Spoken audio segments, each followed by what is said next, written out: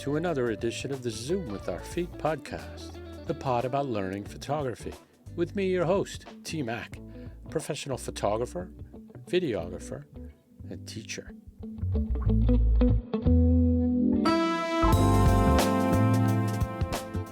So what do the Columbus Crew and the Ohio Highway Patrol have in common? They share the same photographer, of course. On this episode of the ZoomPod, Ralph Schudel joins me to talk about his journey from sports media to sports photography to his day job as a photographer for Ohio's Public Safety Department.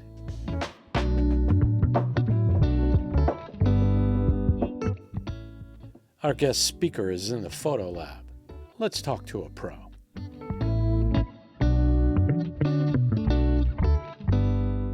Ralph Schudel, welcome to the Zoom with Our Feet podcast. How are you? Tim, I'm good. I know how to Zoom. Can't say I know how to do it with my feet, but I'm sure by the time that this is over with, you will teach me and we will all be better off for it. I'll go slow. Okay. So tell me, crazy man, how did this photo journey start? Oh God. Do you want to know the honest truth or do you want me to give you the sugar-coated truth? Honest first, then Okay. sugar-coated. No, the honest is more fun. So back in 2017, God, this is getting long now. I worked for where I started was a website called massivereport.com, which I'm still an active member of it. I was a writer. And one of the coolest things I think that any aspiring journalist can see or have happen is when you see your name on your first byline. Like that is the hit of dopamine that you just never know that you need it. So we were very competitive website. We have people that write full time for the Ohio State Buckeyes. We had lawyers. We had people that were just very talented. So it was tough to get in. I took some unique roads. For example, we can touch on this later. I went down a road with a women's soccer team that ultimately led to me getting my master's degree paid for completely for free. But what I wanted was to see my name on those bylines more often. And Sam Fahmy, who is somebody that you've interviewed in the past episode, was the lone photographer for Massive Report. I said, hey, I did this in undergrad of college. I know I've got kind of a basic understanding for this. So I went back and I got my Nikon D3000 that I had for college, which if you look by today's standards and specs, I'm sure the latest iPhone particularly, is probably beating it out. But I got my Nikon D3000 and I think an 18-55, and I believe it was a 4-5.6.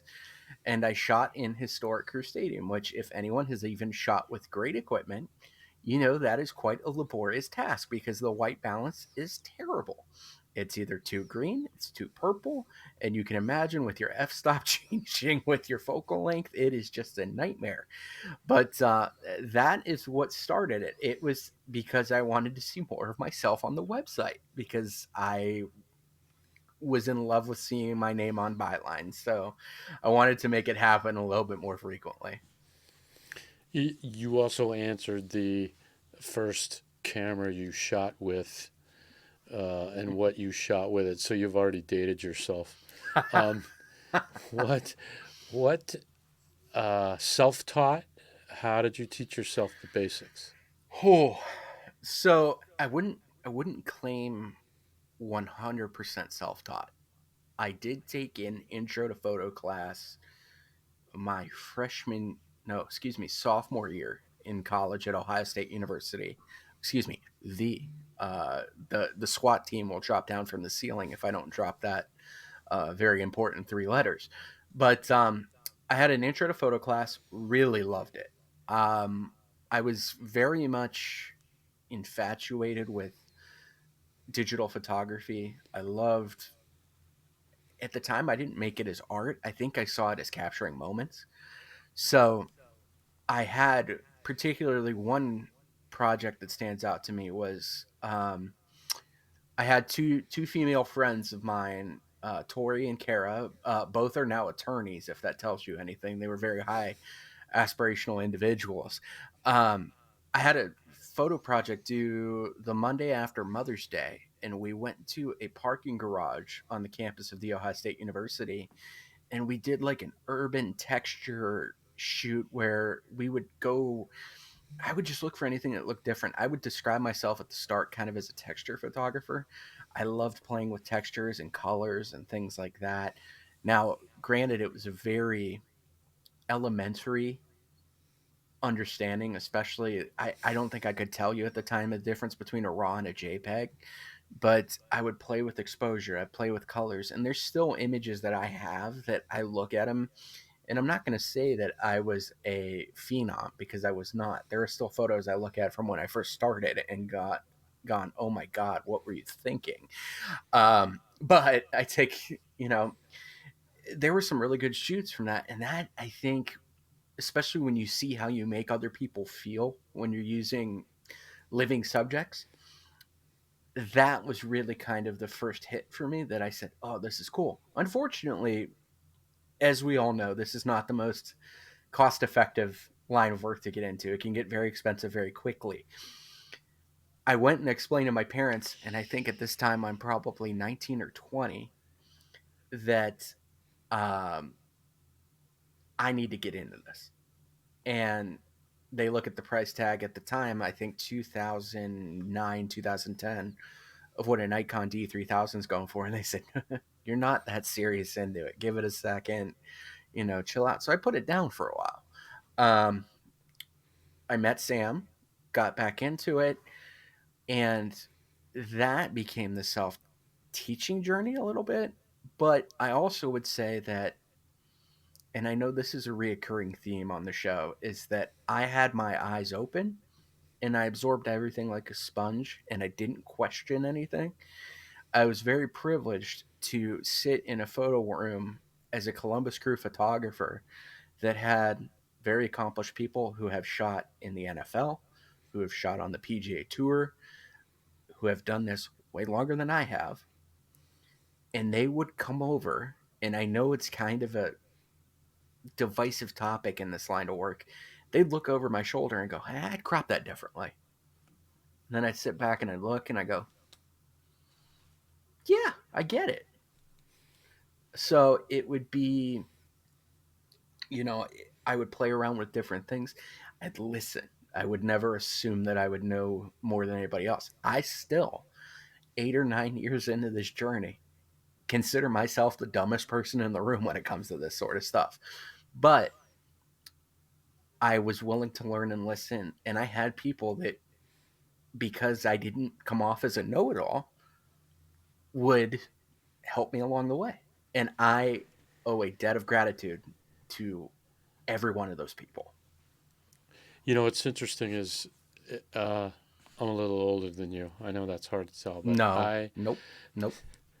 I was most recently new to a photo room, and I can personally attest that you go in, you get a lay of the land, you figure out who everybody is, you be humble, you be respectful, and uh, you be surprised what you learn and what the guys that it is their paying job in that room know because Mm-hmm. they're doing it for real. And I totally agree with, your assessment of be humble, be respectful of the room and everybody in it. It wasn't my first soccer game, but I didn't know the building. I didn't know anything about anything and just ask questions. And as you can attest to, and I'm assuming you mean Columbus when, I'm just giving you a hard time here, but we're so fortunate in this market to have such a welcoming room because I'll tell you, we have a guy who comes up from Cincinnati, shout out Aaron Doster. Nothing but love for him. I'll give him a plug because that man's done more for me than I can ever say on the show. We don't have enough time on the show. Aaron, my first time at a Blue Jackets game, says, I mind you, Tim, I've covered the Blue Jackets 2 years as a writer, never down as a photographer. My first game shooting, I think, was October 14th, 2022. It was Johnny Gaudreau's first season with the Blue Jackets. And it was my childhood team, which I grew up in Youngstown, Ohio. So just an hour outside of Pittsburgh, Pennsylvania. Pittsburgh Penguins against my hometown team, which is the Blue Jackets. Aaron asked me, he says, have you ever shot here? I said, no. He was shocked. He quickly took me by the scruff of the neck, essentially, and I joke. He showed me, here's the cutout, here's the cutouts, here's where you can go, here's the stuff you can sit on. We got padding for your backside because despite being a larger man, I have a relatively flat backside. So it kind of hurts after a while. So, there are things that they've thought about that I wouldn't have known if he hadn't shown me and I didn't have that past rapport. So we're so lucky in Columbus because there are other markets I've been to. I've been up your way, up in Cleveland, where I've been to Cleveland Brown Stadium, where I'm pretty sure I was the only soccer photographer who shot soccer, dealing with a bunch of Browns photographers the time that the United States national team was in Cleveland. And they didn't know the angles. And these guys are sitting in certain spots. And I'm just kind of sitting there going, dude, you're going to hate yourself at the start of the contest. So it's like, dude, you're going to just absolutely despise this. And I remember getting to those workrooms and getting to the editing session and everybody's calling and they're like, oh, I didn't get anything. I could use the expletives, but it's a PG rated G show. Uh, so, um, I'll clean it up. They were very dissatisfied with their images. And I'm coming through and they're going, how'd you get that? I'm like, dude, I shoot soccer constantly, man. Like this is, weekly, every Saturday at 7:30. You know where you can find me. Um, so I'm so lucky to have people that had gone through the process, show me the places to go. And I think now, gosh, 8 years, 9 years down the road now, I'm in the space where I'm trying different things now. Finally, you get to that spot where everything's comfortable. When you hit a shutter click that you're going to get a pretty decent image. Now let's spice it up. Let's put some spice in the sauce. Let's mix it up a little bit. Um, Play with some shutter speeds, mess around, and see what you can get. It's interesting you said that last game with the goalie getting red carded and bringing that field player in. So in my head, I did the same sort of thing. I knew that from that when he put on the gloves and he came out, he was the story. So I snuck around and went to the midline because I knew that I could get How dare you? some different angles of him on the fly trying to make it happen. So it's like a game plan change and being comfortable enough to do that. Like you said, knowing the game well enough to do that. So before I get there, and knowing the sports and the importance of that, talk to me about. Let's talk for a moment about settings and how you prepare for a game like when you're preparing for a Columbus Crew game. What are your go-to settings? Obviously, there's more light than the old place, and Oh even yeah. Melpar. So, you're probably in a different set of settings. So, talk somebody who's probably going to say, well, what are the settings for soccer?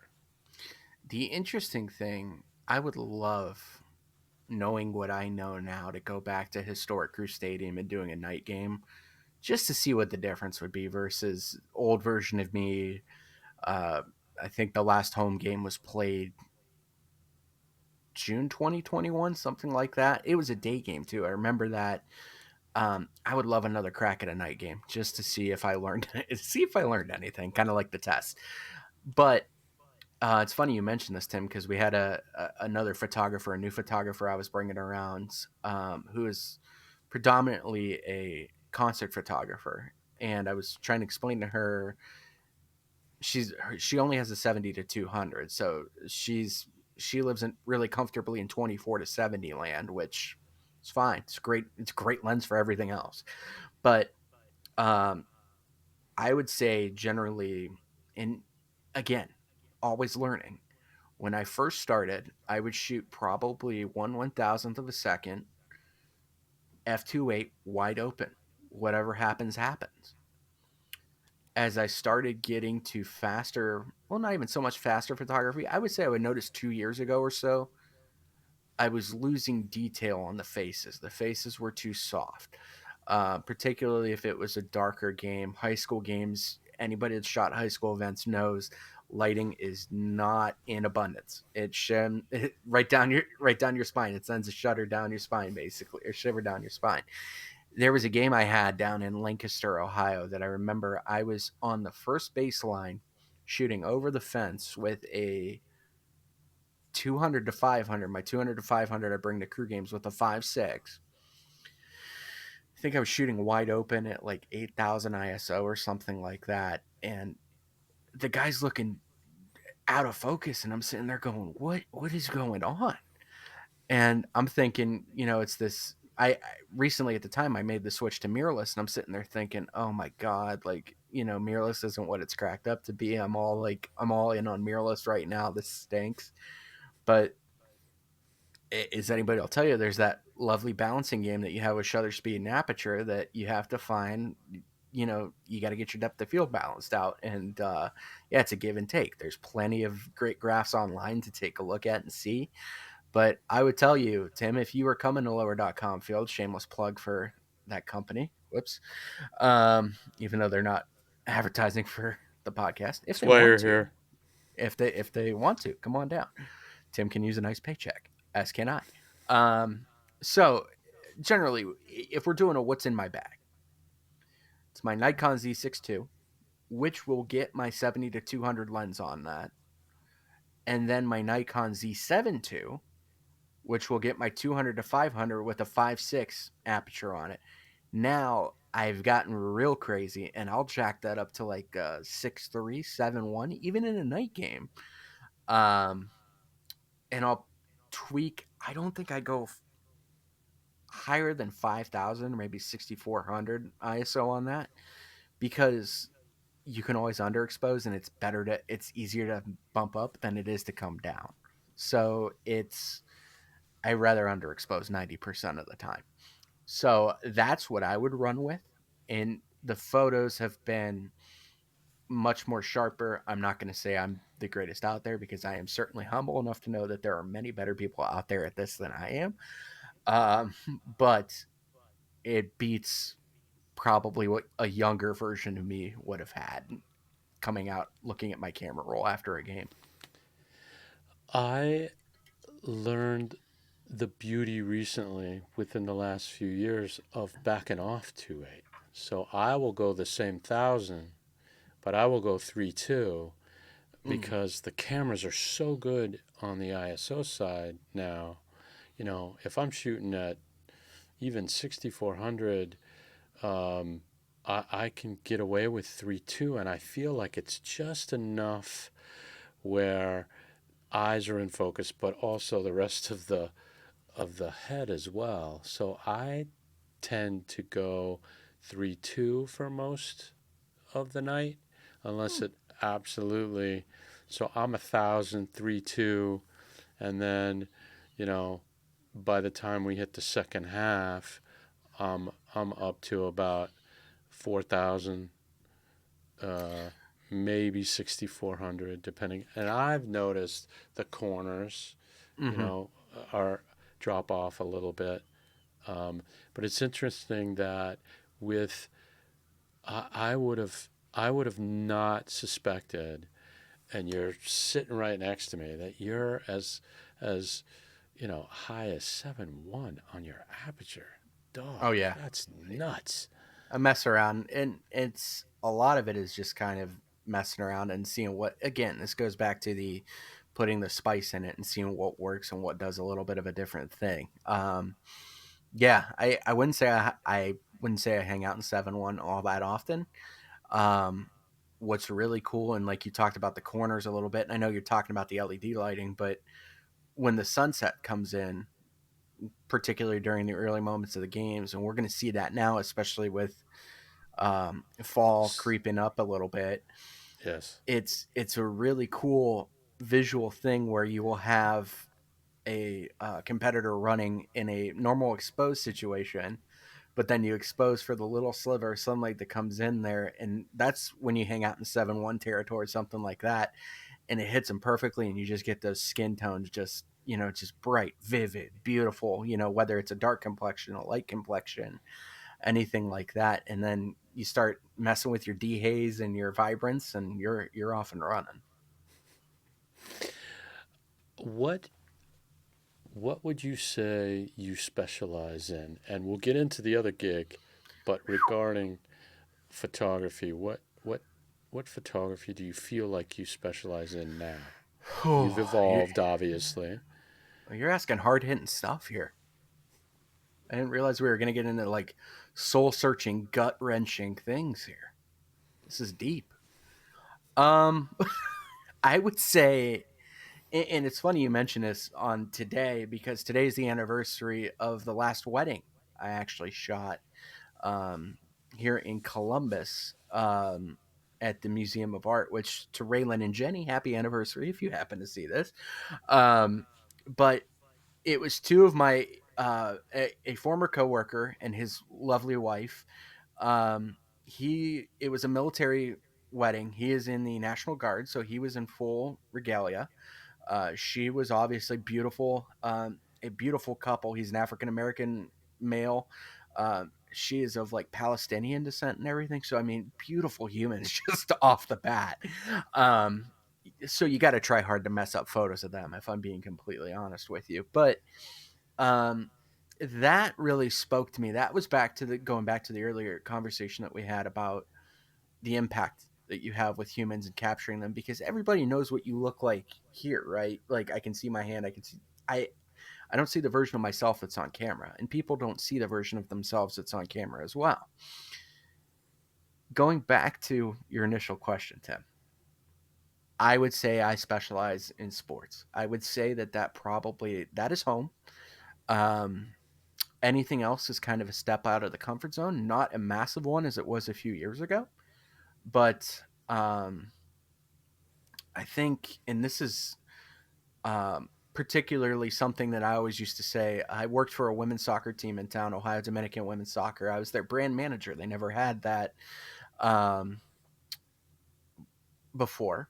So what I was in charge of is I would help read, as I've told you, I read stats reports, things like that, tell the coach tendencies and stuff. But I also managed social media and branding and things like that. It gave the girls media days, took photos at practice, similar things to what you would see with professional clubs or semi-professional clubs.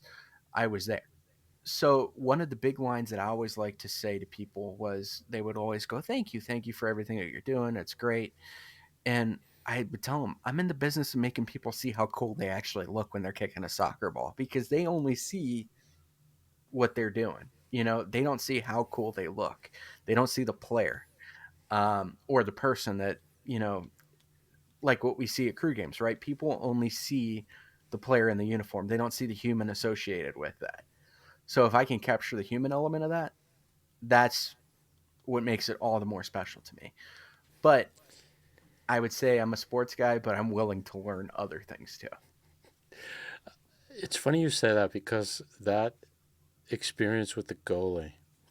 Hmm. So I went down to the midline and I hung out because I wanted that to me was the story because he was going to do it and he volunteered to do it and Yeah. he knew he was going into the breach and Hmm. he did as well as most field players would do in the goal. I know my one experience in that didn't go well either.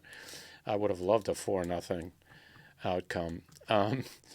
But I wanted to get his reaction, and right before, and I just spied him the whole the whole half. We got near the end, and it kind of all that weight, and he's such a good dude, Hmm. and just that brief moment, he kind of inhaled, and when he exhaled, he closed his eyes, and I went bang, bang, bang, Yeah. and it's like you said, that was all at the end there. That was the human reaction. Like, man, that did not go how I planned. It feels like that's what this journey's all about because you have, I'll call them scripted moments, right? You kick the ball, you make the save, you do what you're supposed to do. But those can't, I don't want to call them candid because that feels like it's too laissez faire. But, those moments that are just natural and authentic, like Sean Zawatsky taking a big breath, just, the great teammate going out there and doing what's asked of him, and then it's over. I mean, how many times have you and I had those days at work that you know you go, oh, it's over. But if you can't relate to that on some level as an observer, then you're lying to yourself because everybody's had a day like that.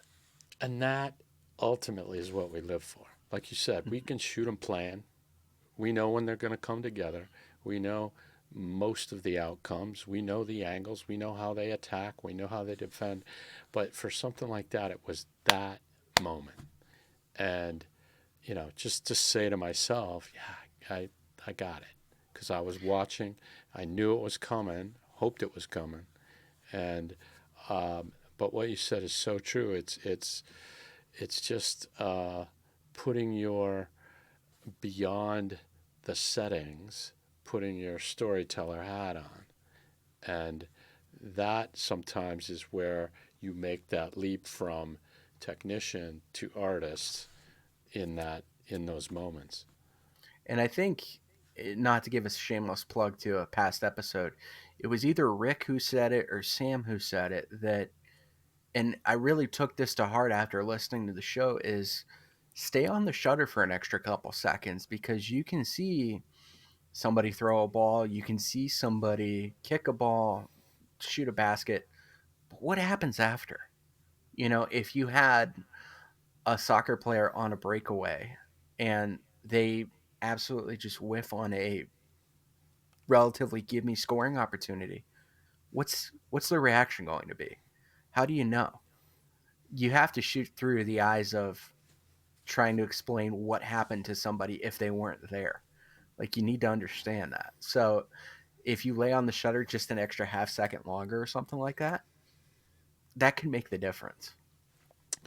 An older photographer than I told me, he called it staying in the viewfinder. Stay in the viewfinder.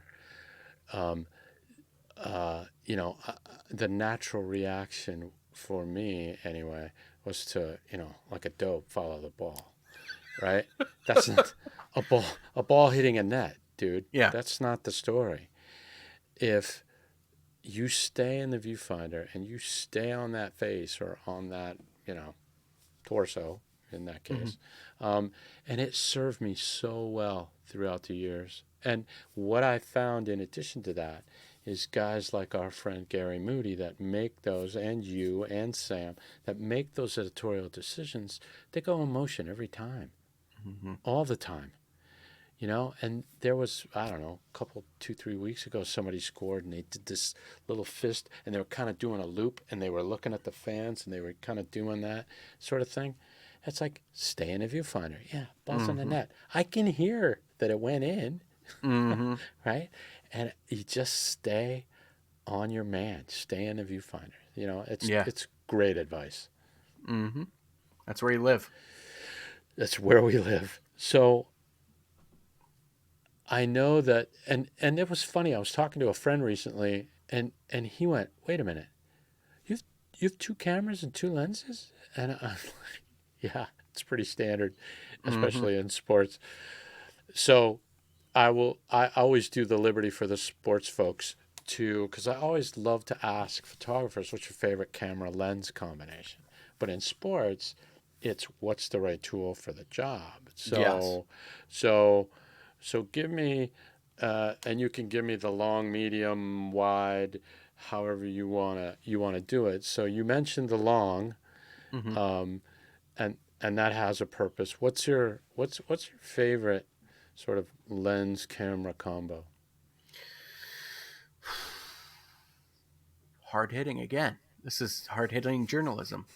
Um, I would tell you, and this is the funny thing. I made my return back to high school football this past Friday. Shooting for, we have a conference down here, the Central Buckeye League. I help run media, things like that for it. I'm the Gary Moody of the league there. If Shout Gary out to listens to Gary this, Mooney. um, so the thing that we talked about earlier is that 200 to 500 is a 5.6. That's the minimum. Obviously, not going to cut it in terrible high school lighting. I've got a 300 2.8 that is a 300 prime 2.8 straight up. That is where we live in high school sports world right there. That is, it's great. Even if the lights are strobing, don't really care. It's going to be just fine. Um, I would say now that lens is probably considerably older than anything else that I have in my bag, but, or I should say hard case as I look at it. It's not really a bag. But I'll tell you, I just love it because it's older. The focus rings are older. It's got the aperture ring that you gotta, kind of click into place and everything. But I know it's like a toaster. You put the thing on, it's gonna work. There's not going to be any, misfires on focusing at all or anything like that. If it is, it's my fault because I stink. But it No.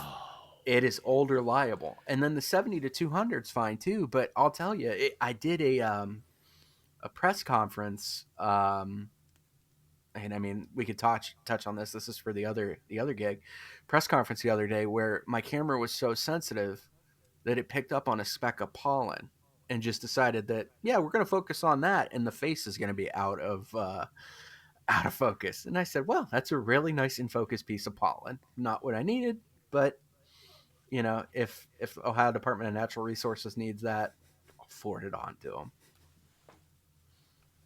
And you can tell them I was trying to do that. Exactly. I was trying to be artsy. So yeah, you brought up the other gig. Let's go there. Um, Yeah. when this was recent, Mm-hmm. and so explain. So you got back into photography, Mm-hmm. doing sports, doing the web thing, and then what happened? How did Oh, it come about? And what made you go, yeah, man, I could do that? it happens so fast. And this is an endorsement, I think, of networking and surrounding yourself with great people. We have, which Tim, we've got to admit you into this. I'm going to put this on public record so that everybody could be in this. There is a Facebook messaging group that we have of the Columbus photographers. That Sammy's in it, Rick's in it, um, Dave Heasley's in it. We got to get you in. I'm going to petition publicly for admission, but I'm sitting at work one day, and this is at a previous employer. I used to work for a private school down here. I'm assuming we're nationwide, but for Northeast Ohio viewers, similar to Gilmore Academy up in Cleveland, very affluent school, very good. They had an inside communications guy. That was me. I was athletics. Needed something that was going to be a bit more stable. And I don't know what your religious background is, Tim, or anybody else that listens, but I believe that there is a higher power out there that works in very mysterious ways. I get a message in our group text from Dave Heasley. He said, "Hey, this looks like a really cool job. I would love it. Quote, if the hours weren't so wild." And he was referencing the 7 a.m. to 3:30 p.m. start time. I looked at it. Ohio Department of Public Safety. staff photographer. It had benefits. It had more money. It had everything. And I said, and I looked at this, and I make this joke with my coworkers right now. So you're gonna pay me money to socialize with people and take photos. So I get to network with people and take photos. Sign me up. So Are you sure about that? yeah, I'm like, are you sure? I would have done it for free. Just kidding. Shh. But so that opportunity came up. I applied for it. From my understanding, now that I've had the job, I've talked to my hiring supervisors. They were very clear to tell me that there were 85 or so applicants for it. They took two for Well interviews, myself and someone done, else, sir. Well done. which humbled, absolutely humbled. Stop it. I've Um, seen your work.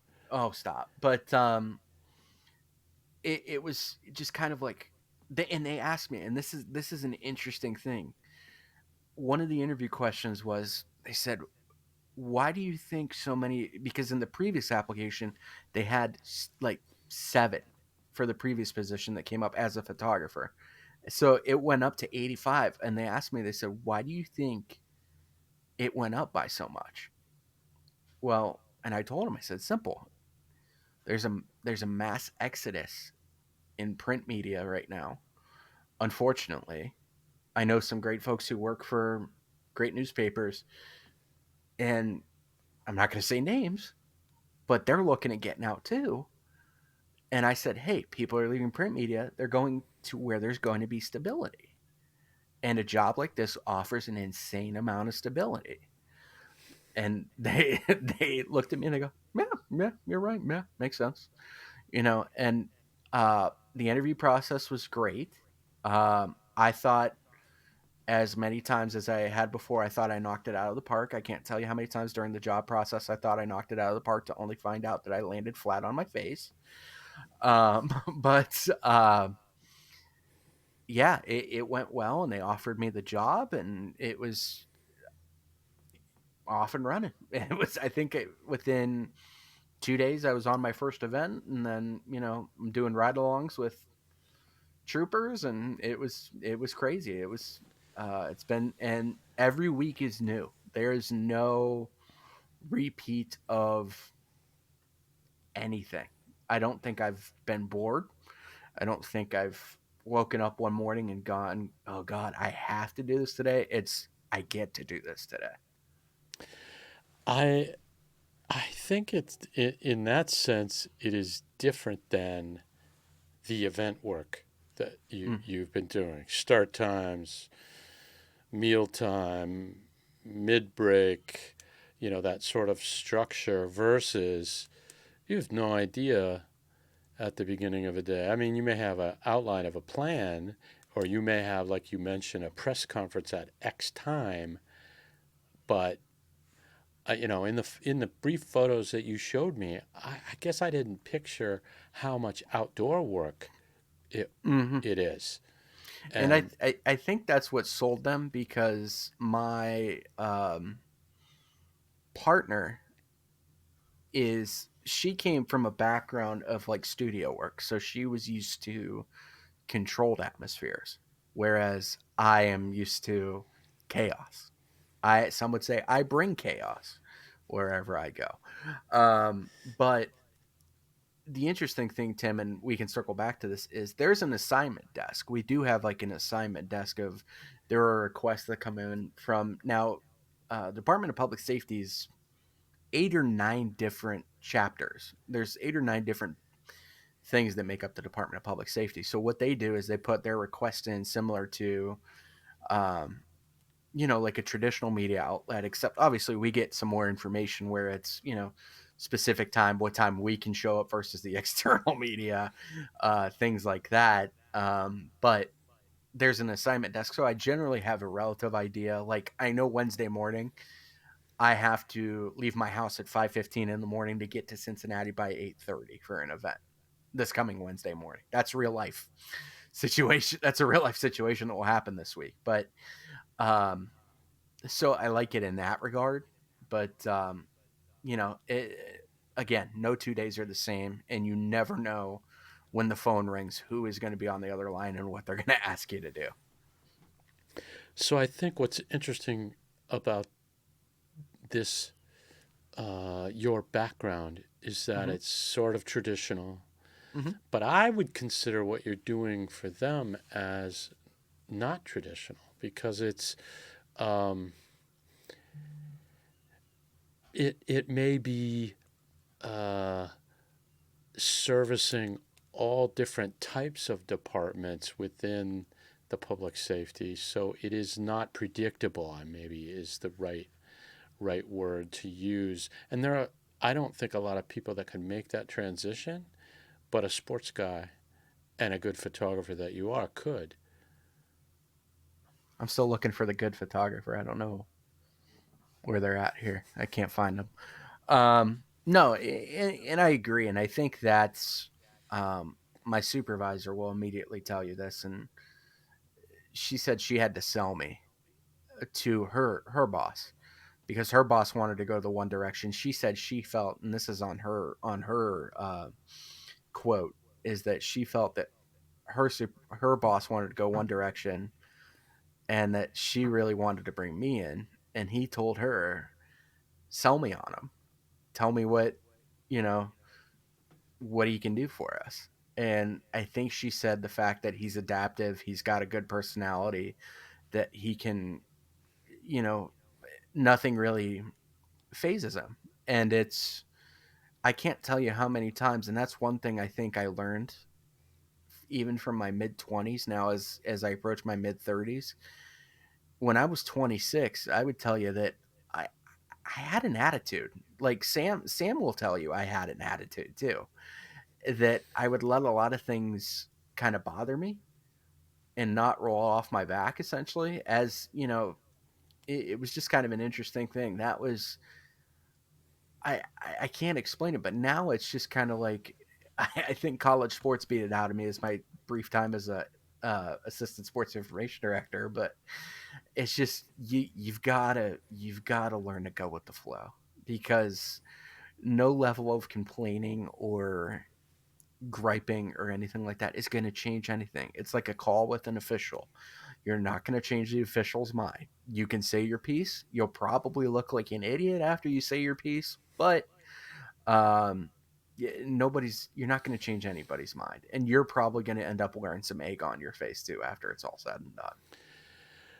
Well, good on you for, we all have to adapt, but your experience in shooting professional sports definitely cultivated and good old fashioned maturing uh, helped as well. But it's great that she understood that. Props to Mm-hmm. her for saying he may not have the exact photo, but all the rest of the professionalism he's got, Yeah, and he and can learn. and I think it was no bad habits. Like, not to interrupt Right. him, I'm sorry, I don't mean to. I think it was no bad habit. There were No, no bad agree. habits already etched in there. All right. So that is um, that is a cool change, and now you got a duality thing going for yourself, and that's Yeah, pretty cool too.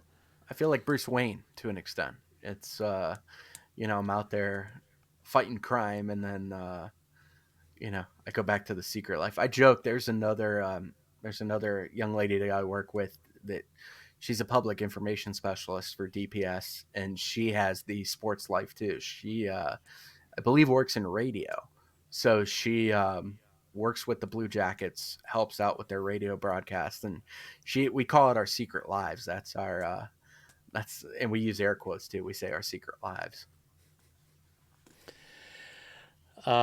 Photo question: if you Yeah. had to define your personal style or your aesthetic, what Hmm. would it be? What do you strive for in your sort of signature? And you can separate the Yeah. types that you do. So let's go Hmm. with sports. What do you think your style is? Editorial, 100%. Um, I've talked to Jay Garris, who has been a great mentor for me, and I think editorial. In fact, I drive Sammy nuts all the time because I give him tons of stock photos, and he sits there and goes, "What do we? This doesn't do anything for the gallery. This is great to sit on in case so and so gets traded or something like that." But he goes mental because there was a period of time that out of like the 20-25 photos I would give him, 4 or 5 would be stock, and he's like, "This is a great wallpaper. It doesn't do what we needed to do, though." Tell me a Um, story. yeah, exactly. We go to tell me a story. Tell me a story. And I think that's kind of where I go with is I want to tell a story. If somebody hasn't seen the game, can my photos tell what happened?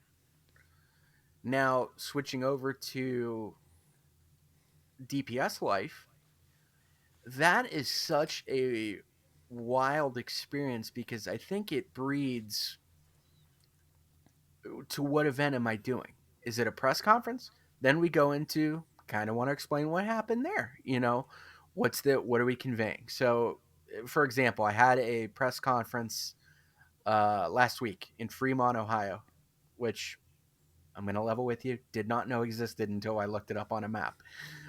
Terra State Community College. Shout out to Terra State Community College in Fremont. I had an event up there. It was for robotics. So I go to the event. It's all set up. Take a picture of the podium. They had some cool robots in the back. I'm like, there you go. The press conference was about a robotics program that got some funding from the state, and boom, there you go. So you set the scene, then you get the speaker. It turned out to be Lieutenant Governor John Husted, and then a couple state representatives. And you know, one could surmise after I was all done that Lieutenant Governor John Husted talked about this grant that this community college got, and boom, here you go. Like that was what that event would be. Now, if you take it to um, part of DPS, for those that don't know, the Ohio State Highway Patrol is under DPS. Now, I go on ride-alongs with the troopers occasionally as part of a operation that they do for drug interdiction. So obviously, one of the things that I want to do, and everything I take is public record at that point. Everything I ever take there is public record. I can never post anything I have because it's public record. So when I approach, for example, I think one of the images that I explained to you one time was it was a trooper making a traffic stop, and then now you have to become a law expert because you have to do one of several things. Can't show the face of the person that's being pulled over. Can't show anything that anybody can easily identify a person being pulled over. So that is included but not limited to tattoos, blemishes, anything that you could pick somebody out of a lineup and go, yeah, that was them. So then you have to look at cars, right? So cars, if they've got a bumper sticker, if they've got some license plates, you have to scrub that stuff out. You have to protect that person because it's innocent until proven guilty, right? So you have to be cognizant of that sort of stuff.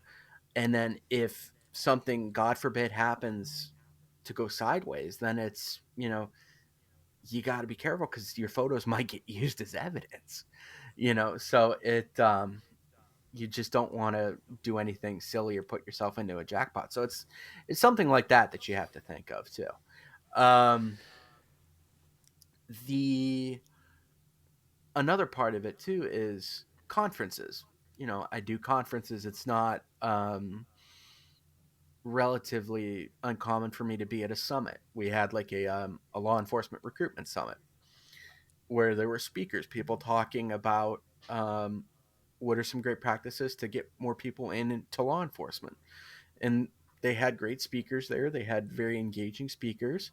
So you just kind of go through and you try to think about sort of situations. Obviously, I'm not going to be worried about what speakers look like, what they're doing in a setting like that. Another interesting situation that I've run into too is summits, professional summits. continuing education summits. Oftentimes, some of them, there are undercover officers there. And one of my main questions to the people that are conducting the summit is, do you have anybody reporting as an undercover here? If they say yes, I take no photos from the front of the person to identify the officer. I also try to make sure that there, again, no discernible traits, characteristics, anything like that. I always shoot the speaker. I don't shoot the crowd. If they say that there are no undercovers reporting at all or anything like that, um, then it's free reign. It's a a traditional crowd shoot. You do whatever you want, but those are the small things that you have to um, keep in mind, and also too. And I mean, this goes kind of as a professional courtesy, and I think this is something that even you and I in the sports world is you don't really want to take photos of children. It's just not a you want to make sure you always have permission of the parents, but especially too in my line of work, I work with festivals, do things like that. You always want to make sure, particularly if the child is not able to, or the minor, even I'll say that too, if the minor is not in a position to make a conscious decision for themselves, you always want to ask a parent or guardian, hey, is it okay?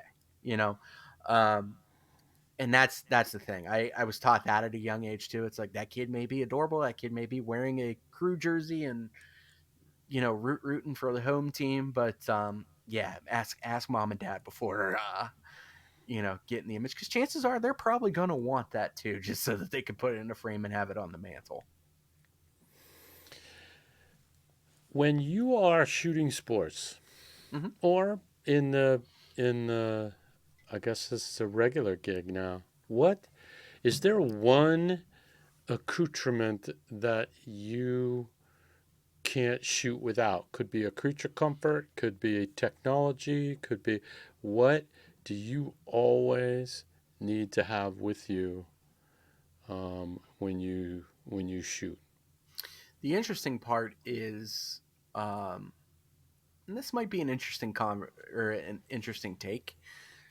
One of the things that I tend to wow people with, and I know I got you a couple times the last crew game, is my phone, because a lot of the things that I do are based on quick turnarounds. So I would say that I live in the Nikon SnapBridge app. I think that for those unfamiliar, that is Nikon's Wi-Fi transfer, camera transfer app that they have. Recently has gotten tons better. In the first iteration of it, it was absolutely terrible, would disconnect. I actually had, for the visual folks that are watching the visual version of this podcast, this was my baby here. This was the Lightning to SD card dongle Correct.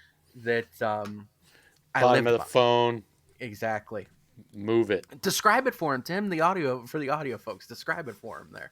But you can import real quick and go. But now, thankfully, Nikon kind of got their act together after a large outcry, and their wireless app is fantastic now. But so to do that and then use Adobe Lightroom on my phone, oftentimes sports gig or professional gig, a lot of folks want social images. It's no different in sports as it is for professional world.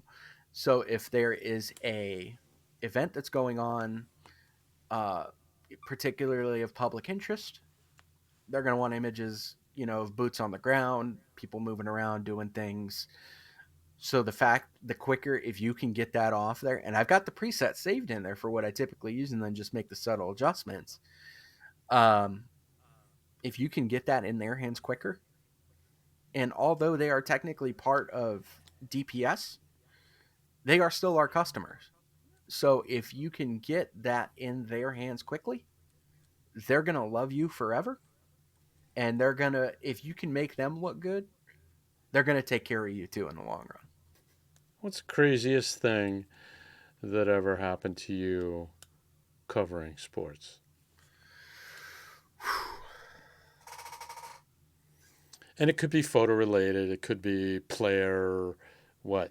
What? Um, Sorry, I was leaning back in my chair in contemplation. Um, for those that aren't watching the video version, Right. Right. the um, hmm, I would tell you this is it was April 2019, I believe.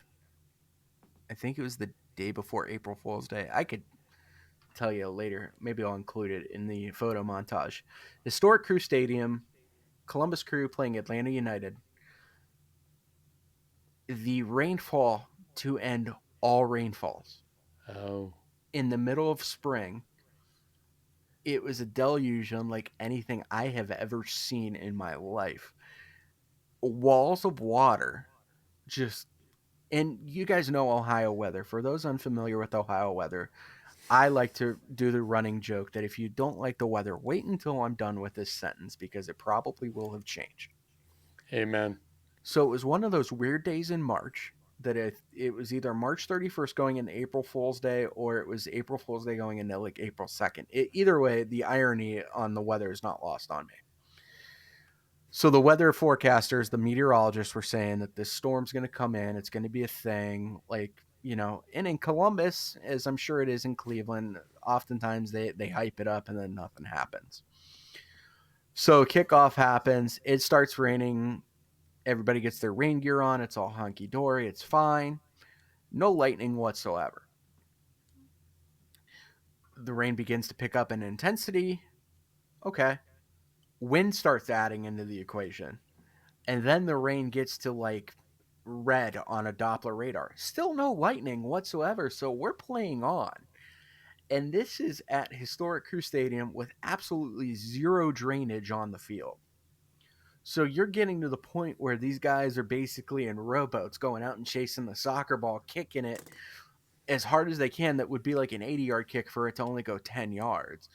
So we're all out there. We get to halftime. Everybody's in the photo workroom, which at the time, I'm trying to think size comparison, is smaller than the present one that we have right now. So everybody's sitting on top of everybody. Their cameras are wet. They're wet. Everybody's throwing stuff down in a hallway. And for those that have never been to Historic Crew Stadium, it was put together to become the first soccer specific stadium, but there are crevices where water can sneak in. And given the fact that there was so much water coming down at a time, there were waterfalls occurring underneath the stands. So not only did you have the water you had to worry about outside in the elements, but you had to dodge it to get back to the photo workroom. So we all were sitting there. People were like, oh, I just lost my camera. My camera died, blah, blah, blah, blah, blah. And you're sitting there like, oh my God, am I going to be next? Um, but the imagery that came out of that game, and this is one of the things that you're sitting there in your mind thinking, man, this really stinks right now. But this is going to be one of those things we're going to look back on and trauma bond and go, man, that was really cool when you think about it.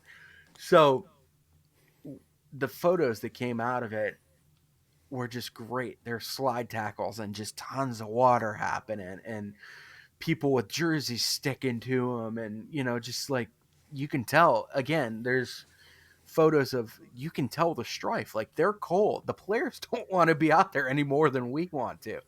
And as it's raining in Ohio, for those that have had the unfortunate privilege of being here during the time of the year when this happens, it's raining, it's getting cold, but it's not cold enough to snow. And it's raining a ton. So it's becoming a whole thing. We all get out of there. You dry your cameras off. You put them out. You hope for the best. The next morning, it snows. I had a soccer game the very next morning at Ohio Dominican, and it was snowing. And I'm just kind of sitting there going, well, that's interesting. Luckily, all my cameras worked and everything, but it was like, I think I went to Chipotle after that game, and I said, give me your spiciest burrito. I just need the sweat. I think my blood is icy. Coming down the home stretch, what I always tell people that photography is good for the soul. Mm-hmm. Second part of that is, how does it make you feel? Hmm.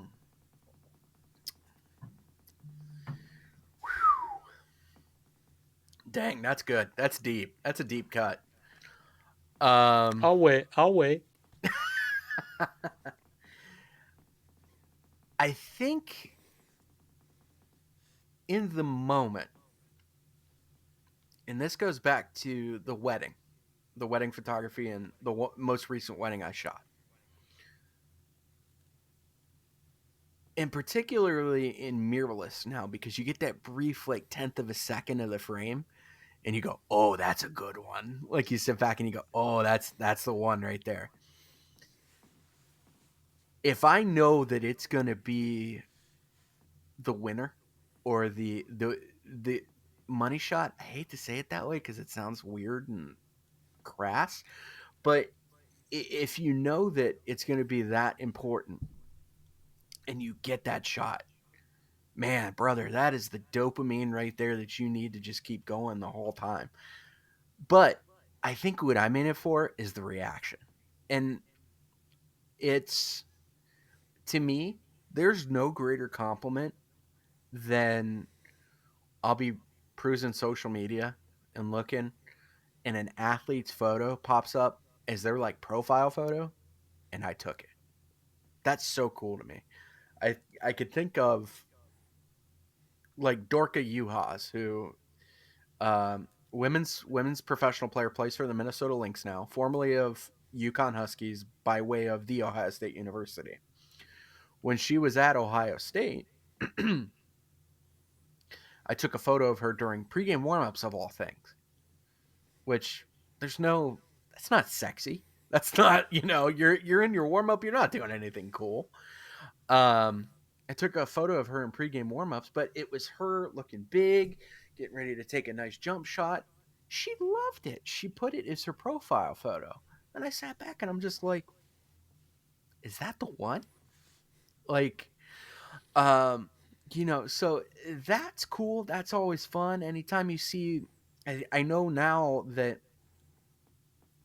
Instagram stories are kind of funny because they're like the non-committal version of, hey, I like something, but I only like it 24 hours much. So it's like when you get the athlete posting something on there, that's cool too. Like, Christian Ramirez, I think, shared a couple photos that I've done. Luckily, I'll shoot a DM and I'll go, hey, man, do you want these? Because I know, I'm not in the crew stable of photographers. Like, you're not going to see this one when they upload it. So do you want it?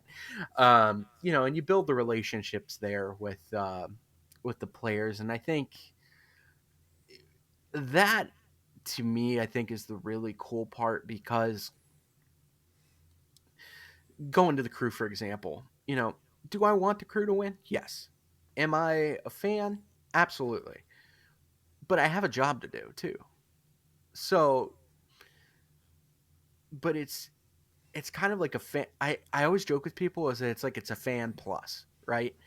I want the crew to do well. Can I cheer? No, but I can also get the players something that they care about too in turn, which is really cool. And the way I see it, I'm kind of making my own souvenirs because I'm making my own souvenirs for the game where it's like, I get to share what I'm doing with other people, but everybody else gets to partake in my joy with me. And I don't know if that's a very that feels narcissistic to say, but um, it's Not at fun all. to do that and see just again how you can play with visuals. And I'll tell you something, Tim. This is something I wanted to bring a point up in the show is I had a theater teacher, Mrs. Maciosi, if she happens to watch this, who taught me about always being open, right, towards the audience and always showing expression. But there's one thing I'll never forget, and this is something that carried over with me in photography, and this is something particularly that I do in my professional setting. Change the levels. And what I mean by that is everybody can see when somebody's standing up, focusing with a camera and taking photos, everybody sees everything at eye level. Get a little lower. Try it a little bit lower. See how it looks a little bit lower. And if you can take a knee, if your knees are still pretty good and you can take a knee, take a knee. Like try it out. I had a shot that we did the 9/11 climb honoring the fallen first responders with 41 minutes and 20 seconds of physical activity at historic Crew Stadium. That there was a young lady that I knew from Ohio Dominican who works for DPS.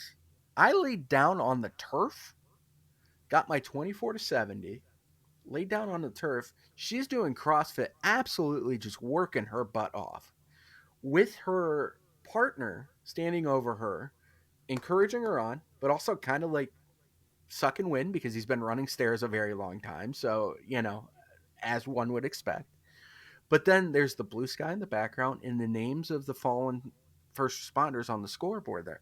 And I looked at that and I'm just like, there's no way you get that photo if you're standing up shooting down at the person who's doing that. Like, it's so easy to see the world at eye level through a lens that, again, like you talked about it, you can be a tactician and you can just come through and just go boop, boop. Everybody's got iPhones nowadays. I mean, with the new iPhone that just came out, I mean, the camera's fantastic. Everybody's got iPhones, but not everybody's willing to take that extra step of seeing the world from a different angle. It's so easy to be just boring and go through the motions. And but if you try to change your level, or even Sam and I talk about this too with the Columbus Fury, the women's professional volleyball team. We'll go up in the mezzanine, take a 300 and shoot over the net. The imagery that comes out of that with the women absolutely just beating the crap out of the ball across the net is fantastic because you get to see how strong they are, how powerful they are. There's an image that I have of Caitlin Clark.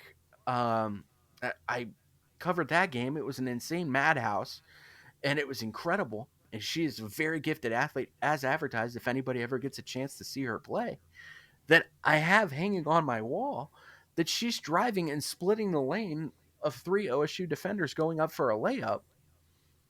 And I shot that from the handicap section in section 122 in the stadium. Nobody knows that though. It just looks like it's a, traditional photo. Change the playing field. It's shoot down, shoot up. Just don't. You can do this all day long. It's fine, but it's not where the fun is, man. All right, last question.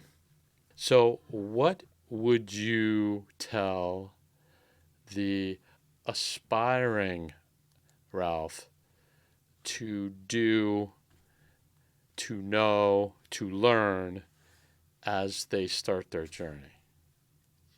Photo journey. I would tell them to not be afraid to mess up. And can I cuss? It's a light cuss. It's not a heavy cuss. Go for it, baby. Don't half-ass it, whole ass it. Put your whole ass into it. If you're gonna mess up hard. So to anybody that's new out there that wants to get started, I would say this: practice, practice, practice. Email school athletic directors, coaches, things of that nature, and say, "Hey, I'm aspiring." Set the expectation though, and say, "Hey, may not be the greatest, may not be the best, but I'm willing to work on my craft with you. Can I come in, get some access, work on, you know, making your brand?" Because a lot of these folks, particularly, this is kind of how I started a lot in a way, was there was a semi-professional women's team out there that didn't have a lot of coverage at all or anything like that, and I jumped all over the coverage. I said, I'm not the best, I'm not the flashiest, I can't guarantee you that everything's going to be Columbus Crew worthy. Give me a shot, I can do it, it'll be fine. And they those smaller programs, even at a small D2 school like ODU, will be so appreciative of anything you can do. Even an in focus photo from the back. That's the first thing I'll tell people, because I have a friend of mine that loves shooting sports photos from the back. And I always tell her, I say, what's the story here? There's no story. You can't see the strife. You can't see the pain. You can't see the agony that this person is going through. It needs to be from the front or the side. Give me a profile. Give me something. Because the eyes are the key to the soul. The other divisive topic that I will tell people too is work for free. It's okay to do it sometimes, but know when you have eclipsed that part of your career and that you can start making money for it. There's nothing wrong with unpaid internships. There's nothing wrong with working for free temporarily. But know when it's time to leave out of that position and start making money or start trying to advance your career. Because I will tell you, some of the best things that I learned were working for free. And some of the best connections I did while working for free. I lost money. I've lost a lot of money in this adventure. But I like to think that I've won in the long term with a good career, a master's degree, great friendships, things like that. Don't come into this business immediately. And this is a thing I see too much of. This younger group of short form content creators and photographers coming in thinking they got to be in the black within the first 6 months of being in business. Dude, it's not going to happen. Like, I appreciate the hustle and I appreciate the grind, but you're going to have to lose a little bit of money for a while before you're fully profitable in this game. And I know it's different out there and people are trying to hustle and trying to make their money and make their mark, but you got to enjoy the climb a little bit too. You can't run straight to the top and expect everything to be fine. Enjoy the climb, enjoy the process, make friends along the way and see where it takes you. Ralph, I can't thank you enough for being a part of the project, man. It is so awesome to work with you and now get to talk a little shop with you. Can't thank you enough. I just hope your viewer count doesn't go down after this or your listen count. What viewers? I don't know. We got to get that sweet YouTube money, man. Right. See you on the sidelines, knucklehead. Thank you, sir.